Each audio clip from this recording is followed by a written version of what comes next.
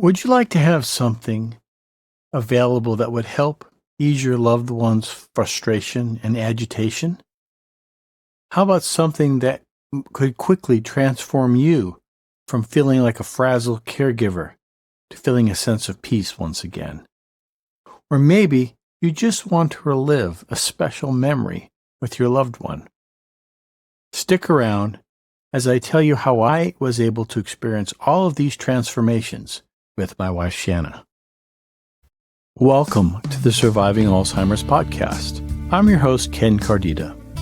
In this podcast, I share with you my experiences and learnings from the last 13 years as I've walked by the side of my dear wife, Shanna, as she progresses through Alzheimer's disease. It is my desire that you'll find joy and peace while learning to live with your loved one's disease, and not let the disease define you or your loved one. The Surviving Alzheimer's podcast is brought to you by Ascending Minds, LLC.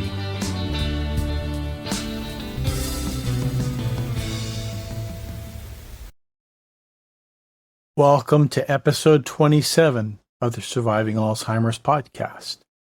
Today, I'm going to tell you about the miracle of music. I'm going to talk about the power that music can have over us and our loved ones.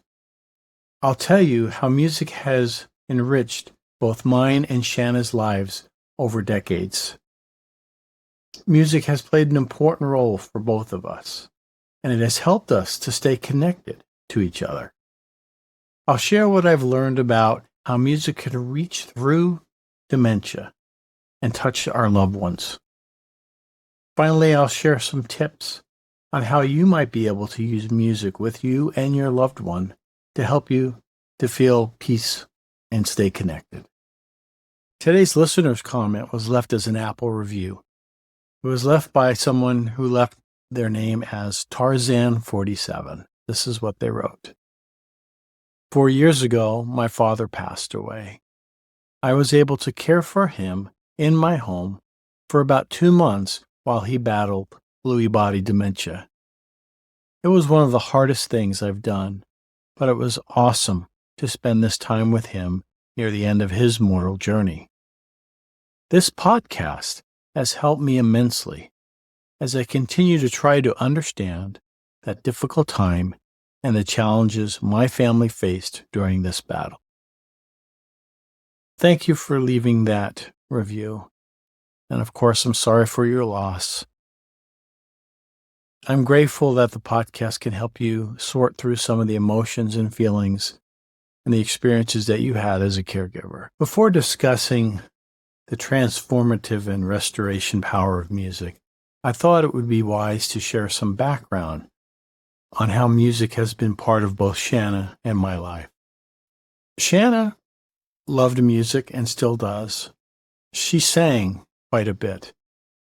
Both in school and in church, she sang in choirs. She even played a little bit of piano. She definitely made sure all of our kids took piano lessons. None of it stuck, but that was something that she felt was important for them. As for myself, my journey with music started when I was a little boy. I remember watching a show on television called The Monkees. You may know about this show. It's about a fictitious band. I was smitten, and from the first time I watched that, I wanted to be in a band.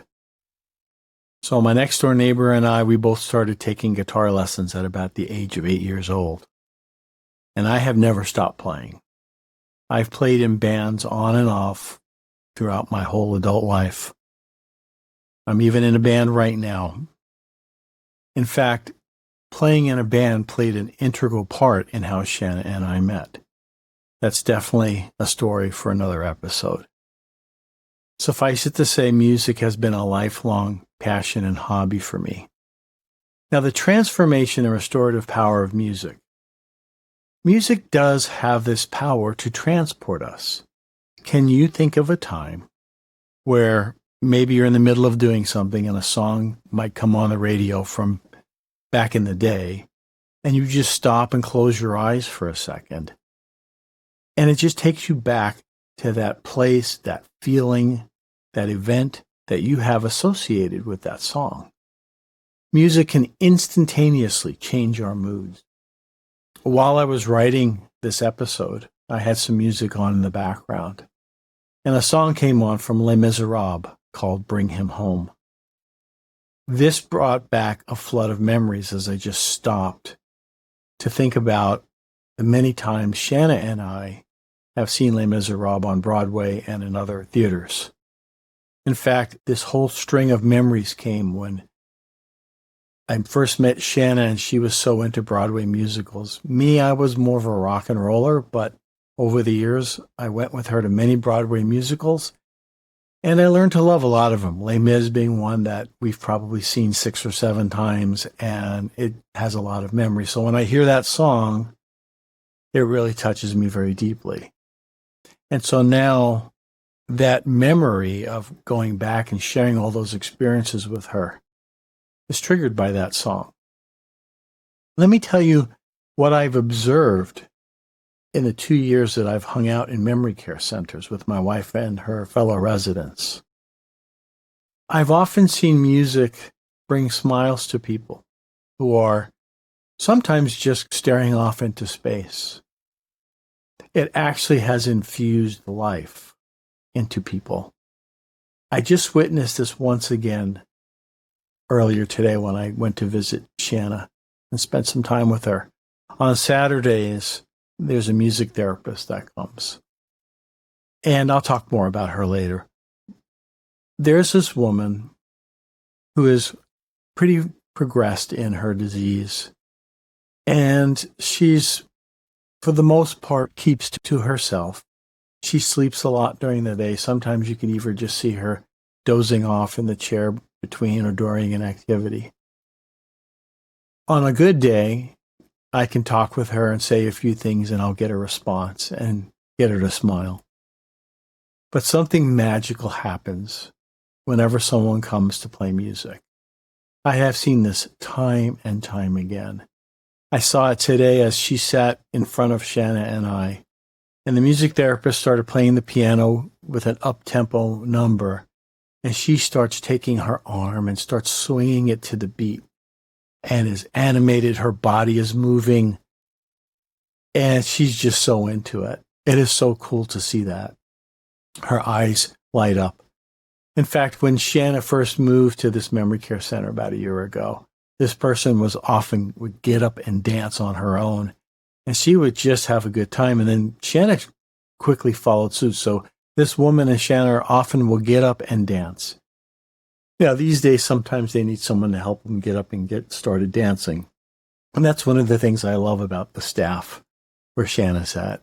They will come and they will grab them by the hand and get them to stand up, and they'll dance with them a little bit.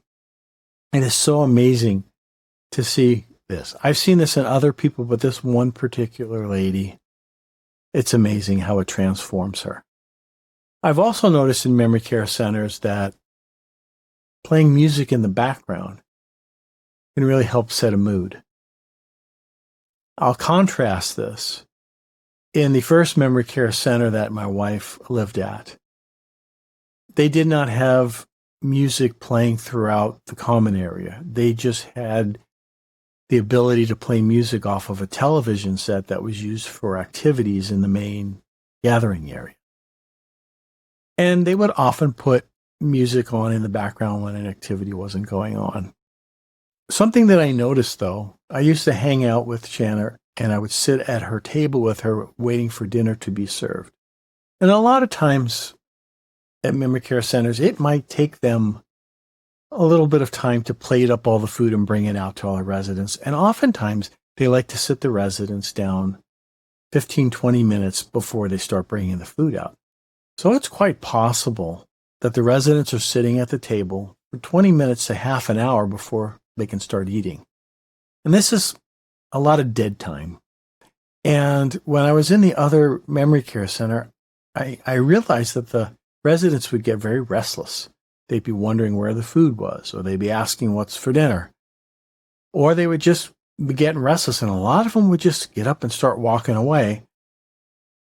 And the caregivers had to keep herding them back to the table. I thought maybe if they listen to some music. So I suggested this to the memory care director, and they made an attempt, and they did have a radio there for a while, but then it broke, and it just didn't, they never really came up with a solution. So what I started doing was I would pull out my phone and I would pull up Spotify, and I would ask my wife or whoever's at our table what kind of music they want to listen to, and I pull it up, and we would have some fun listening to music. So our table, we had music. I mentioned to them and how it was working, and then why don't they turn the TV up so that everyone can hear it? And then there was like, look, people sitting next to the TV are going to get blasted out and this and that. So again, they were not interested in really doing that. And that always frustrated me. What's different at the place Shanna's at now is that throughout all of the main open common areas, there are little Alexa-based speakers. And they're playing music all day long, except for during an activity where it needs to be quiet. And they also play music that's pretty cool, stuff that Shanna and I know, stuff from the 70s and earlier, and they just mix it up. And it's just really low, calm, nice music, and it just is fun. And a lot of times they'll put some 50s music on, and we'll get up and dance sometimes and have some fun. So it's never this dead, nothing going on sound. There's always a quiet music playing in the background during the day, and while they're eating and things like that. I think that's awesome. It makes such a big difference. Now, you can do this at home as well. One of the things that I did for Shanna was during COVID, actually. I created a 13-hour playlist of all her favorite songs. And we would just shuffle through that, randomly play through that. I still have that playlist today, and I still use it. I'll pull it up on my phone and be able to play a lot of her favorite songs. Matter of fact, I even did it today when we were sitting outside, and I was working on Shanna's nails. I was trimming her nails, and I just had the music on my phone playing in the background. And it just gives us something to listen to. And when your spouse doesn't talk all the time, rather than there just being dead space, we have the music going on. And that's something that I always say to her, do you remember this song? And I'll sing her some of the lyrics, and she'll smile. Music can also help you create memories that will last you a lifetime. I will share with you a very special song for me and my wife. This is a song by Dan Fogelberg called Longer. It's a beautiful love song. It was the song that Shanna and I danced to at our wedding reception. So this song has always had a special place in our heart. And over the years, we would listen to it every now and again. But over the last 3 or 4 years, that song has had even more significant meaning for me and for Shanna as well. When we were home a couple years ago, we celebrated our 40th wedding anniversary. And it was just her and I at home. I put that song on the stereo, and I said, this is the song that we danced to on our wedding. I would like to dance with you again. And we danced to that song. And that was a very special moment for me. I can remember saying to myself, Ken, you need to ingrain this feeling into your soul and make this a memory that will last you forever. In the 2 years that followed, I did the exact same thing. But we did it in her memory care room. I would put the song on my phone, and I would dance with her to it in our room. So we've done it a couple years in a row, and I plan on doing it this August when we have our next wedding anniversary. That is the new tradition. Each time I hear this song now, I think of those dances, those sweet moments, just her and I together, feeling connected. There's another special song that has a lot of meaning to me. It's a song that I actually wrote about Shanna. It's called The Angel by My Side. I wrote it about 1.5 years ago. And it was something that was very special. I recorded and played all the instruments. I even sang on it. And I played it for Shanna a handful of times. I played it a few times before it was completed, as I was in the development stages of it. And of course, I've played it for her many times afterwards. The interesting thing was, I remember the first couple of times I played it for her, we were sitting outside at the memory care facility out in the courtyard. And I watched her face as she listened to me sing the words. And I could have sworn she understood everything that I was saying. And not only was she understanding the words, I think she was also understanding some of the meaning of the lyrics. And subsequent times as I've played that song for her, she really brightens up and smiles. And I always remind her that song is about her. Those are some personal songs that mean a lot to both of us. I want to tell you a few things that I've observed along the way with Shanna and how music has helped her adjust into memory care.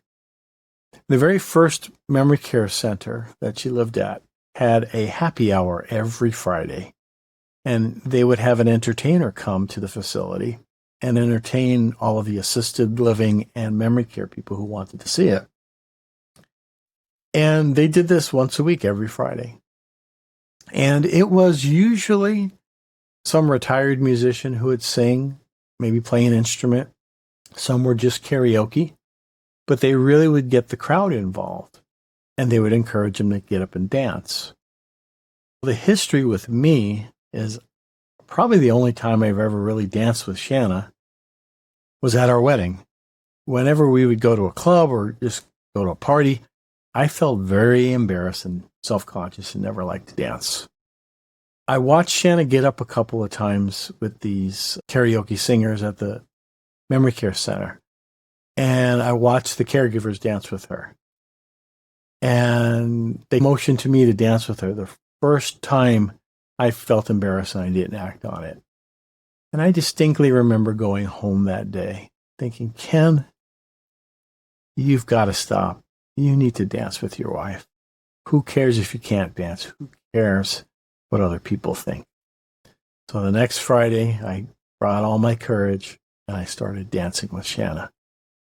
And I've been dancing with her ever since. It's been 2 years now. Whenever she wants to dance, I will dance with her. I still feel a little uncomfortable, but the smile on her face when we're dancing is worth it all.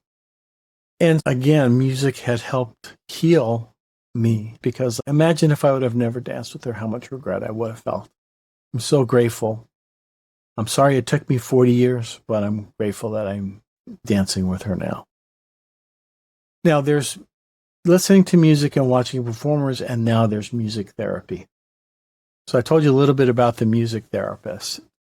She comes twice a week on Mondays and Saturdays and spends about an hour with the residents. She does a wide variety of musical activities with them. She'll do rhythm drum circles with them. She'll play and sing the piano and have them sing along to songs that they might know. She provides lyrics. She also spends a lot of time with questions and answers. Like today, she played a trivia game. And so she's teaching them and interacting with each of the residents.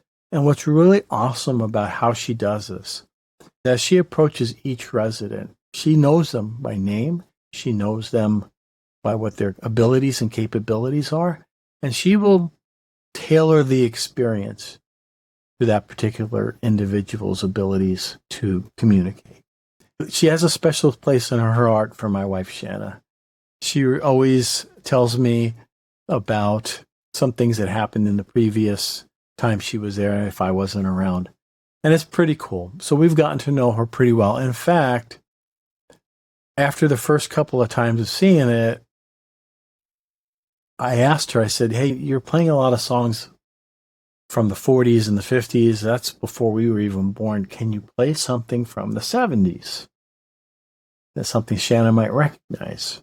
And ever since I've asked that, she'll play some ABBA, or she'll play some songs that Shanna knows, and it's pretty awesome.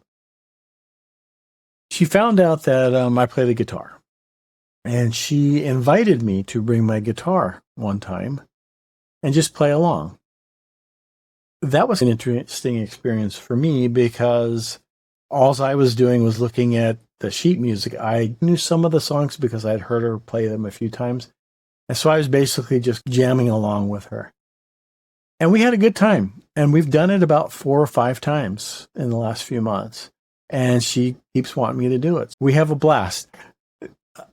I'm mostly a rock guitar player, and just strumming some chords is just pretty easy. We did some 50 stuff where we're playing the song like Rock Around the Clock or something like that. And I said, I'm going to take a solo. You just keep playing. And I ripped a solo on the guitar, and it blew everybody away because I'd just been strumming some cowboy chords, and then all of a sudden I started playing.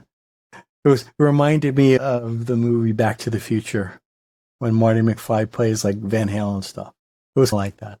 Anyway, but I am grateful for this opportunity because Shanna used to always watch me play when our band had a gig. And I remember the very last time Shanna saw our band play. It was about 3 years ago. This was literally a month before I moved her to memory care. I knew she was going to be moving. We had a gig. I had my kids come to the gig and bring her and hang out with her. And I can remember standing on the stage, looking at her in the back of the club. And I kept looking at her, and I was like, oh, I'm going to miss having you in the audience and playing for you. And yes, the gigs I've played in the last couple of years, she hasn't been there. But I tell her all about it. What's nice, though, is when I bring my guitar to the memory care center now and play with the music therapist, I sit her down right in front of me, and I play right to her, and I get her smiling, and it brings back some special memories. I had one other experience that I'd like to share with you. This happened about a month ago. I was getting ready to go see her on Sunday afternoon, and I had this impression to bring my acoustic guitar and bring a songbook of primary songs or church songs that our kids sing. And these are songs Shanna learned as a child and also taught our children. So we sat down in her room. I had my guitar, and I did my best to try and sing some of these songs to her, and she recognized them. Here's one song in particular called Jesus Wants Me for a Sunbeam. And every so often in the song, the kids usually shout out a word or do something with their hands. And she started doing that. And about the third time she did that, I stopped playing. We both bust out laughing. And again, shared this wonderful moment together. So I'm just sharing with you how music has kept Shanna and I connected. How might this work for you? You may not play the guitar. You may not even play an instrument. You may not even like music, but your loved one probably will respond to it. Even if they don't have favorite songs, when your loved one gets agitated, you can put on some calm, soothing music in the background. You can get this stuff on YouTube, Spotify. It's real easy just to play it in the background, and it'll help keep a mood peaceful in your home. I found, though, that it works best if you can play music that they are familiar with. Shanna really likes the band Queen, and I have a playlist of just her favorite Queen songs. That's about an hour long, and I play that, and that'll always bring a smile to her face. But again, sometimes if your loved one is agitated, playing Bohemian Rhapsody might not be the best thing to do. So what you may want to do is just have some quiet, ambient type music that'll keep them relaxed. Now, I have my phone always ready to play music, no matter where I am.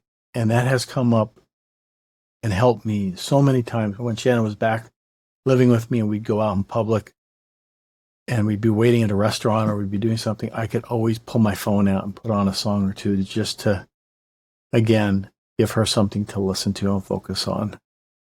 Now, if you are technically challenged and you don't know how to have a lot of music available, a really simple way to do this is to go up onto Amazon and buy one of the Alexa-enabled speakers.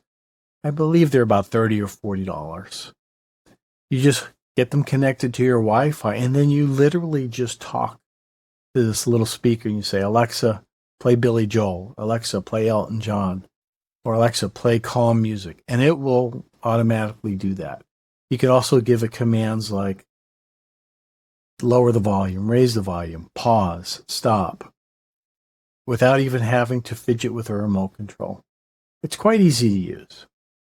I've gone on a lot about music. It's something that I love and is a huge part of my life.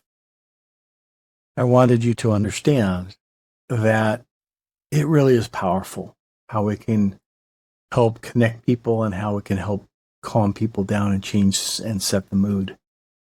My one invitation to you is for you to spend some time with your loved one, listening to some music that might trigger a pleasant memory for you and your loved one. And watch and see what happens. And I'd love to hear about your experience. And if you would leave a comment on the Surviving Alzheimer's podcast Facebook page about this episode and tell me your experience, I would love to hear about it. On our next few episodes, I'm going to take a deeper dive into getting and finding in-home care, transitioning to memory care centers, and all the things that come along with those experiences. I know I covered some of this stuff in the episodes that talked about our transition, but I'm going to go a lot deeper and dedicate entire episodes to different aspects of this. So I hope that's something that will be helpful to you. Once again, thank you for your support and listening to the Surviving Alzheimer's podcast. Please share it with anyone who you think this podcast would benefit. I really would appreciate that. Have a great day and go off and listen to some awesome music with your loved one. Bye-bye. Thanks for watching an episode of the Surviving Alzheimer's podcast. If you're new to this podcast, I recommend that you watch the first 13 episodes in order. That way you can learn about our backstory. This will make understanding later episodes much easier. To help you with this, I've created a playlist. It's called Surviving Alzheimer's Podcast in Order. That way you can listen to all the episodes and the order that they were created. The mission of the Surviving Alzheimer's podcast is to educate and inspire caregivers, family, and friends who are on their own unique journey down Dementia Road with their loved one. I would really appreciate it if you could share this episode to anyone who you feel would benefit from it. Additional ways for you to help us reach others are to hit the like button for this video, subscribe to the channel, and click the bell to be notified of new episodes. All of these actions will encourage the YouTube algorithm to share this episode and podcast to other potential viewers.